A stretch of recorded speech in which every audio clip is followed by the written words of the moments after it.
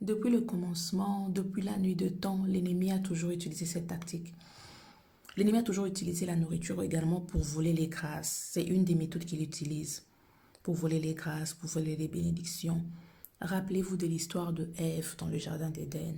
Il a été incité, séduit, encouragé par l'ennemi à manger le fruit défendu. Et nous connaissons tous la suite. Ils se sont retrouvés nus, chassés du jardin d'Éden. Le jardin d'Éden représente le bonheur, la paix, leur quiétude, leur destinée aussi, leur bénédiction. Cette même technique, il continue de l'utiliser encore et encore et encore jusqu'à nos jours. Je vais vous partager un songe que j'ai eu, mais avant, j'aimerais quand même épingler certains points qui nous parlent de vol de grâce, de vol de destinée au travers de la nourriture. Je prendrai encore l'exemple d'Ésaü dans la Bible qui a vendu son droit d'aînesse à Jacob à travers un repas. Là encore, c'est question de nourriture. Il est encore question de nourriture. Par rapport à ce droit d'aînesse était rattaché, au fait, on va dire, certains avantages, des bénédictions.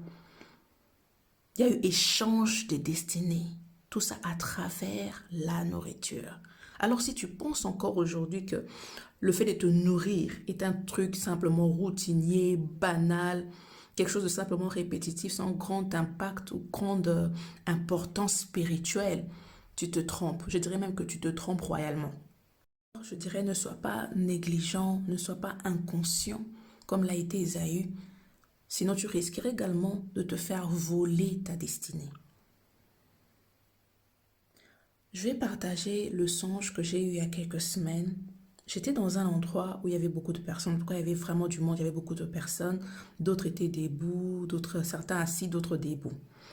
Et je voyais une personne qui se faisait servir quelque chose à manger par sa tante. Donc une personne connue, hein, une proche.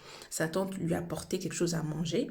Dans ce cas-ci, il s'agissait des charcuteries. Il lui donnait des charcuteries à manger. Alors moi, j'étais juste assis à côté dans ce songe-là.